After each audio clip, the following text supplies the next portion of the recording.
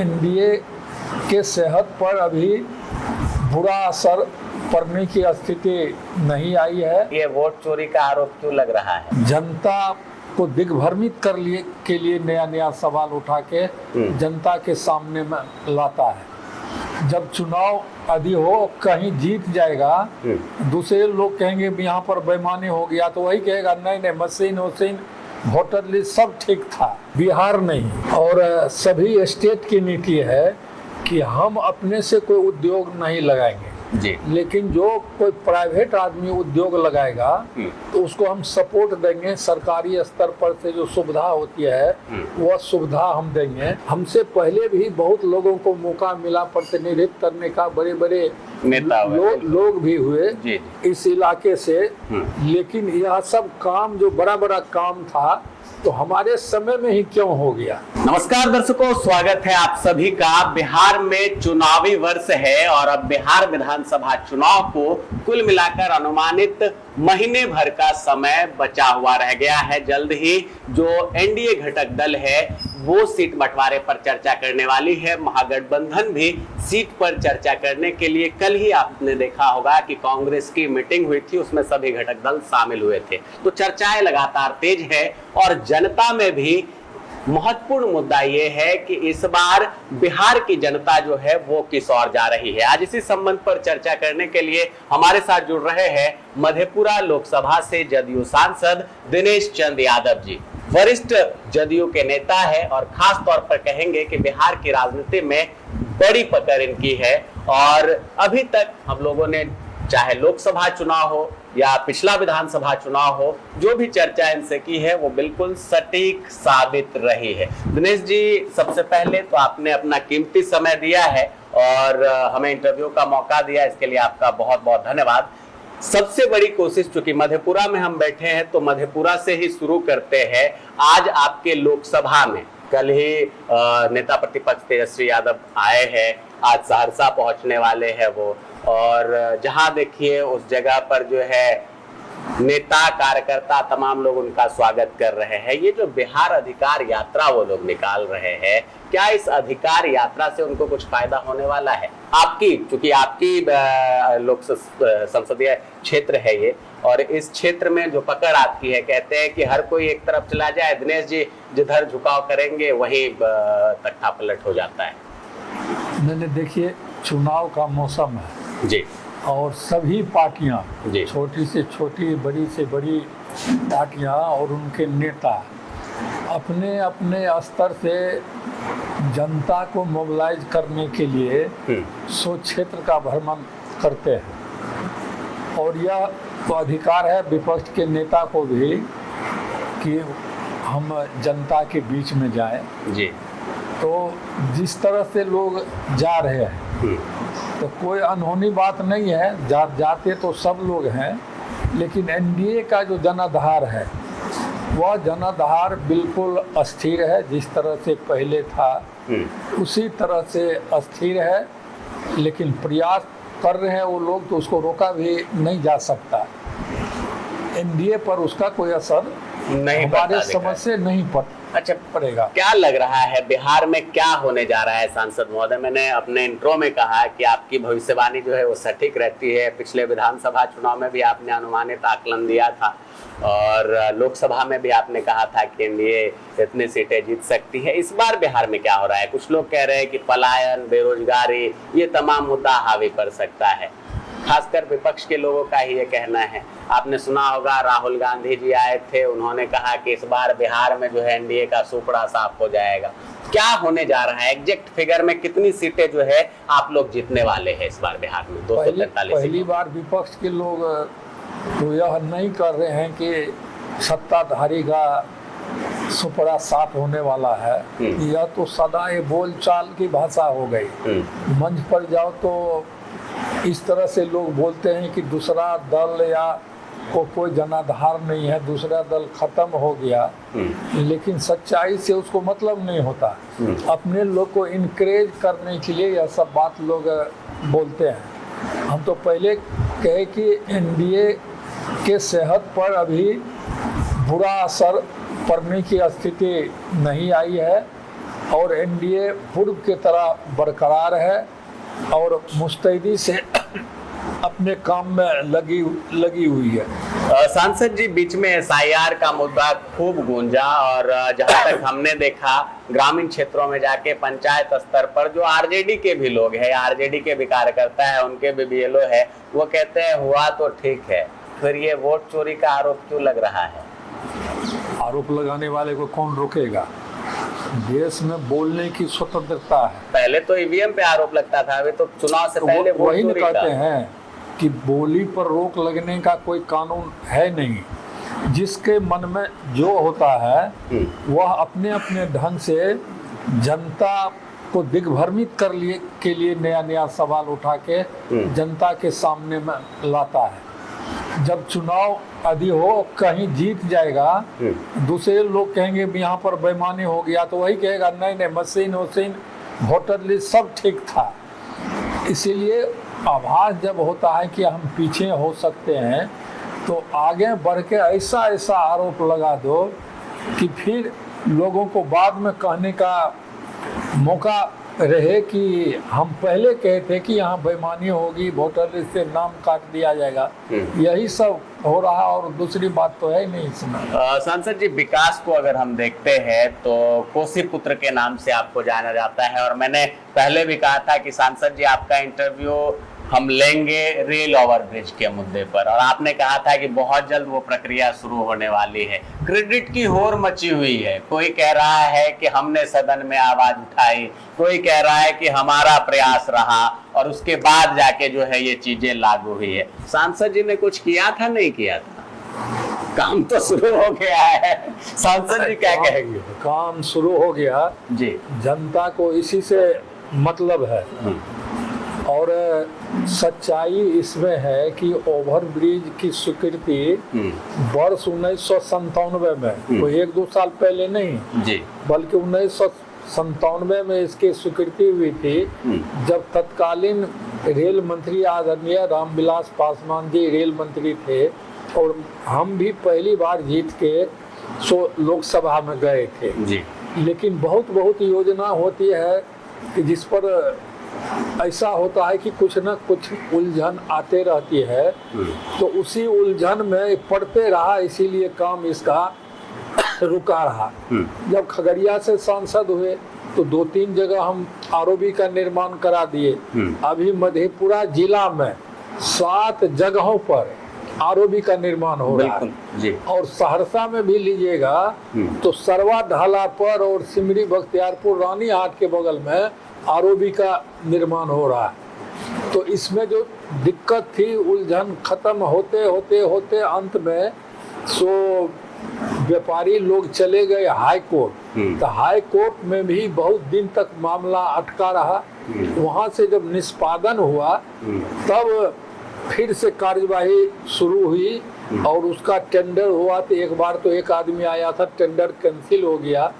इस बार 10 टेंडर भाग लिए टेंडर में और फिर डिसीजन हुआ और चूंकि आचार संहिता है इसीलिए अभी काम शुरू नहीं होता, तो फिर आचार संहिता खत्म होने तक इंतजार करना पड़ता। इसलिए काम की शुरुआत हो गई और अब हम समझते हैं कि जब काम की शुरुआत हो गई तो फिर समय पर यह काम पूरा होगा। लोगों को इस आरओबी की जो मंशा थी कि कब बनेगा, इसीलिए उस सब की मंशा की पूर्ति भी हो जाएगी। और कहने को तो लोग क्या कहेगा नहीं कहेगा, कौन क्रेडिट ले रहा है कौन नहीं ले रहा है, उससे हमको उसमें जाना नहीं। लेकिन मोटा मोटी इतना आप जान लीजिए कि जिस समय में आरओबी की स्वीकृति हुई थी उस समय में बहुत क्रेडिट लेने वाले का जन्म भी नहीं हुआ था। यदि जन्म हुआ था तो राजनीति में उसका जन्म नहीं हुआ था। नहीं किसी सदन में गया, नहीं जिला स्तर पर ही कोई बड़ा नेता था जो उसकी बात लोग सुने समझे पढ़े, लेकिन क्रेडिट ले रहा था लेकिन सच्चाई यही है कि इसकी स्वीकृति वर्ष 1997 में हुई थी, यह पास हुआ था। लेकिन जब बताने लगेंगे कितनी उलझन आई तो बहुत समय लग जाएगा, बिल्कुल। लेकिन अब उसका काम शुरू हो गया। बिल्कुल, तो कुल मिलाकर समझ सकते हैं कि प्रयास जो है वो कहाँ से हुआ होगा। और एक तरह से चूंकि सांसद जी उस वक्त सिटिंग थे, 1997 में आरओबी की स्वीकृति हुई, कुछ अटकलों के कारण व्यापारियों का विरोध होता था, हाईकोर्ट पहुंचते थे लोग, और उसके बाद जो है काम में अड़चन आ जाती थी, कोर्ट द्वारा काम को रोक दिया जाता था। अब आरओबी की सौगात सहरसा वासियों को मिलने जा रही है और घंटों के जाम से निजात भी सहरसा वासी इस आरओबी के जरिए पाएंगे। और भी बहुत सारे काम है, अब देखेंगे कई सारे नेशनल हाईवे की सौगात जो है इस क्षेत्र में मिली है, ग्रीन लाइन कॉरिडोर की बात चलती है। औद्योगिक मुद्दे पर एक मुद्दा था जिसको लेकर आप लोगों को, खासकर बिहार के जो शासन में सत्ता दल थे, उसको विपक्ष घेरने का काम करते थे कि कोई भी इंडस्ट्री आप लोग नहीं ले पाए, युवाओं को पलायन करना पड़ता है और बेरोजगारी बेतहाशा है, महंगाई बढ़ गई है, ये तमाम तरह की चीजें। अब औद्योगिक क्रांति की ओर बिहार जो है आप लोगों के प्रयास से बढ़ रहा है। क्या ये सिर्फ चुनावी घोषणा है या हकीकत में अब बिहार में इंडस्ट्री आने वाली है? सांसद महोदय, देखिए, जहाँ तक उद्योग आने की बात है तो सिर्फ बिहार नहीं, देश जो केंद्र की भी नीति है और सभी स्टेट की नीति है कि हम अपने से कोई उद्योग नहीं लगाएंगे जी, लेकिन जो कोई प्राइवेट आदमी उद्योग लगाएगा तो उसको हम सपोर्ट देंगे। सरकारी स्तर पर से जो सुविधा होती है वह सुविधा हम देंगे। यह निर्णय सभी जगह का है। यह निर्णय इसीलिए भी है कि हम उद्योग मंत्री रह चुके हैं बिहार में जी, और नज़दीक से हम देखे हैं कि जितना सरकारी उद्योग है सब ठप हो गया। जो प्राइवेट उद्योग था वो चल रहा है जी। जैसे आप देखिएगा हसनपुर में बिरला का चीनी मिल है, वह चल रहा है, लेकिन बनमनखी में सरकार का चीनी मिल था, वह बंद हो गया। दरभंगा में कई तरह के उद्योग थे, वह बंद हो गया। मतलब कि एक मानसिकता हो गई। सरकारी संस्थान में जब नौकरी करने के लिए लोग जाते तो अपने कर्तव्य को भूलते हैं और उसको अनाप शनाप सुविधा मिले, लेकिन प्राइवेट फर्म में जब लोग जाते हैं तो वह सोचता है कि हमको तो मालिक देख रहा है, हम अधिक काम नहीं करेंगे तो हमको हटा देगा। लेकिन सरकारी उद्योग में हटाने में बहुत झंझट भी होता, उस पर अंकुश भी नहीं लगाया जा सकता, इसीलिए सब बंद हो गया, ठप पड़ गया और जीर्ण अवस्था में सब चला गया। लेकिन जब बिहार में बिजली की सुविधा मिल गई, कम्युनिकेशन की सुविधा मिल गई, तो फिर लोग मुखातिब हो रहे हैं, बाहर के लोग भी जाके हम उद्योग लगावें।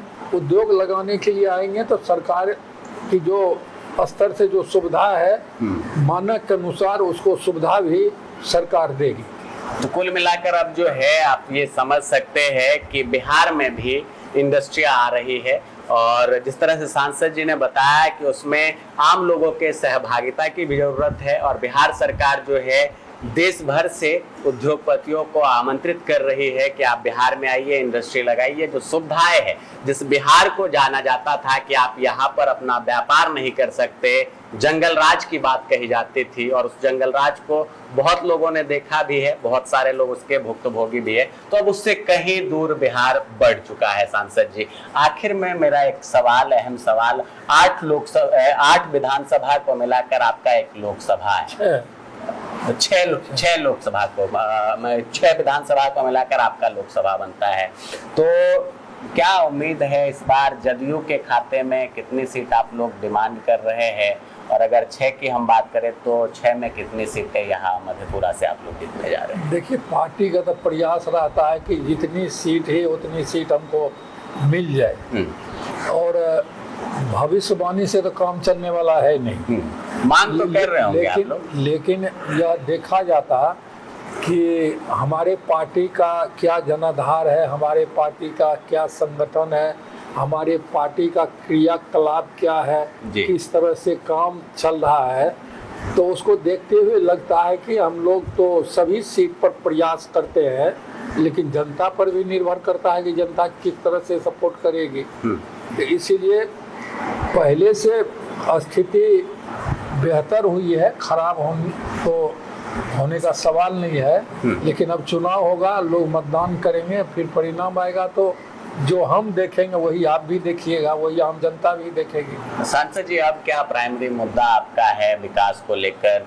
रेलवे ओवरब्रिज का निर्माण तो चलिए शुरू हो गया, एयरपोर्ट की भी बात सुनते हैं हम लोग कि जल्द एयरपोर्ट की सौगात भी सहरसा को मिलने वाली है, और उसके लिए आप देखेंगे कि एक विधायक भी है, पहले आप उस क्षेत्र के विधायक रहे हैं, और वो बैनर पोस्टर लगाए हुए हैं कि भाई सहरसा एयरपोर्ट की डिमांड हमने की, अमृत भारत स्टेशन हमने बना दिया। तो अब प्राइमरी मुद्दा क्या है दिनेश चंद्र यादव जी के पास? क्या करना है, आगामी योजनाएं क्या है मधेपुरा के विकास के लिए? देखिए, दिनेश चंद्र यादव सभी लोग जानते हैं कि विकास से मतलब रखने वाला आदमी है, और मुद्दा पहले से निर्धारित करके नहीं रखा जाता जी। और जो समस्या आती है, मन में जो विचार आता है कि हम इस काम को करा देंगे तो जनता को लाभ होगी, तो उसी काम में हम लगते हैं। और आज़ादी के 63 वर्ष के बाद बड़ी रेल लाइन की स्वीकृति हुई, 1 इंच भी नेशनल हाईवे नहीं था, तो 1997 में ही आपको लिटल रोड NH 57 जो 4 लेन बन गया, देवगौड़ा साहब प्रधानमंत्री थे, उस समय में उसकी स्वीकृति हुई। फिर 99 के बाद 2 नेशनल हाईवे की स्वीकृति हो गई। और सड़क के मामले में भी आप देखिएगा तो सड़क के मामले में भी तो नेशनल हाईवे कई हो गए थे, लेकिन भारत सरकार का जो एक कंसेप्ट था कि हम 6 लेन एक्सप्रेस हाईवे भी बनाएंगे, तो वह भी हमारे इलाके में स्वीकृत हो गया। जो पटना से पूर्णिया तक एक्सप्रेस हाईवे है, उसके जमीन अधिग्रहण का काम चल रहा है जी। तो कोई अब पहले से सोच के नहीं रखे हुए थे, लेकिन जब राजनीति में है, समाज के बीच में रहते हैं, कहीं कुछ सरकार के स्तर पर होने की संभावना दिखती है तो उसके पीछे पड़ जाते हैं। लेकिन आज तक जितने काम में हम प्रयास किए, करीब करीब सभी काम हो गया। यह कोई गलत बात नहीं है, नहीं तो हम कोई इस क्षेत्र के पहले सांसद नहीं थे, हमसे पहले भी बहुत लोगों को मौका मिला प्रतिनिधित्व करने का, बड़े बड़े नेता लोग भी हुए इस इलाके से। लेकिन यह सब काम जो बड़ा बड़ा काम था तो हमारे समय में ही क्यों हो गया? प्रयास किया गया। हम अपने दायित्व को समझते हैं कि जनप्रतिनिधि का क्या दायित्व है। हम जनता हमको विश्वास के साथ चुनती है, तो उस विश्वास का हम ख्याल रखते हैं कि हम जितना संभव हो सकेगा विकास का उसके लिए लगे रहते हैं, और हमको सफलता भी मिलती है। बिल्कुल, दिनेश जी स्पष्ट तौर पर कह रहे हैं कि प्रयास जारी है निरंतर, किस तरह से इस क्षेत्र का विकास हो, इनके संसदीय क्षेत्र के विकास के साथ साथ कोसी का विकास हो, इसके प्रयास में निरंतर ये लगे रहते हैं। आखिरी सवाल मेरा, आप देखिए 5 अहम मुद्दे होते थे जो महागठबंधन के बैनर पे होता था। बिजली कहते थे वो 200 यूनिट फ्री देंगे, 125 यूनिट आपकी सरकार ने दे दी। वो कहते थे माई बहन मान योजना के तहत 2500 रुपए देंगे, आप लोगों ने 10,000 रुपए देने की बात कही है, जीविका के अकाउंट में पैसे भी आ चुके हैं। सामाजिक सुरक्षा पेंशन की बात वो कह रहे थे कि 1500 करेंगे, 1100 400 से बढ़ाकर आप लोगों ने कर दिया है। एक अहम मुद्दा और रह गया है, गैस सिलेंडर 500 रुपए में देने की बात कह रहे हैं। क्या चुनाव से पहले गैस सिलेंडर भी आप लोग 500 रुपए में देने जा रहे हैं? और क्या लगता है कि अभी जो विपक्ष मुद्दे तमाम उठा रही है कि भाई हम आएंगे तो सरकारी नौकरियों का भरमार होगा, बम्पर वैकेंसी मिलेगी, तमाम तरह की चीजें मिलेगी, तो ये मुद्दा भुना के ही काम चलने वाला है उनका? और किस तरह से जो है आप लोग जनता से अपील करेंगे विधानसभा चुनाव में अधिक से अधिक वो लोग मतदान करें, किसी को भी करें, बिहार में एक अच्छी सरकार बनाए, इसके लिए क्या अपील रहेगा आपका? देखिए, सरकार का अपना दायित्व और कर्तव्य है, और जितनी योजना की बात आपने की, सरकार की मंशा ठीक है, ईमानदारी से जनता के लिए काम करना चाहती है और कर भी रही है, तो यह सब सुविधा जनता के लिए सरकार लाई है। अन्य सुविधा की बात जहाँ तक है, यदि वह भी आएगा प्रकाश में बात, तो सरकार विचार कर सकती है। उसमें कोई यह नहीं है कि विपक्ष उठाएगा तब सरकार करेगी, ऐसा होता नहीं है। सरकार का इच्छा शक्ति रहना चाहिए। हमको जनता के लिए करना है तो जनता के लिए तो एक से एक काम नीतीश कुमार जी करके बैठे हुए हैं। बिल्कुल, तो एनडीए सरकार के पास सांसद ही बता रहे हैं कि विजन है और उसी विजन के आधार पर 2025 का विधानसभा चुनाव होने जा रहा है। अगर आप सच्चाई को देखें और 15 साल पीछे बिहार की ओर अगर आप रुख करते हैं तो 2005 और उसके बाद 25 में हम लोगों ने प्रवेश किया है। 25 से 23 का चुनाव होना है। आज जिस जगह हम बैठे हैं यहाँ से पटना आप महज 4 घंटे में पहुंच सकते हैं और अगर ग्रीन कॉरिडोर की बात होगी तो मात्र 2.5 घंटे में उसके बनने के बाद आप अपनी राजधानी तक पहुंच बना सकते हैं। कुल मिलाकर समझना जरूरी है और यही चीज सांसद जी समझा रहे हैं। उम्मीद है आप लोगों से कि आप लोग मतदान अधिक से अधिक करेंगे और जो एसआईआर का तमाम मुद्दा था, तमाम मुद्दों पर सांसद जी ने स्पष्ट रूप से अपना पक्ष रखा है और ये मानते हैं कि एसआईआर बिल्कुल सही है। जो कार्रवाई की गई है, जो मृत हो गए हैं या जो बाहर रहते हैं उनके नाम कटे हैं, बाकी जेन्युइन लोग जितने भी बिहार में हैं उनके नाम वोटर आईडी में जुड़े हुए हैं और वही मतदाता बिहार में असली सरकार बनाने वाले हैं। असली सरकार अर्थात अगर आप अपने एक विधायक को चुनते हैं, एक अच्छे व्यक्ति को चुनते हैं, ईमानदार व्यक्ति को चुनते हैं तो वही आपके सदन के मंदिर में आपके क्षेत्र के लिए विकास की योजनाएं पास करा सकते हैं। जिस तरह से आप मंदिर में प्रार्थना करते हैं और उसके बाद भगवान से डिमांड करते हैं, एक तरह से वही होता है विधानसभा का मंदिर सदन और लोकसभा का मंदिर संसद। तो वहीं से जो ये योजनाएं आपको धरातल पर दिखती है, ये सब प्रयास है सांसद जी का।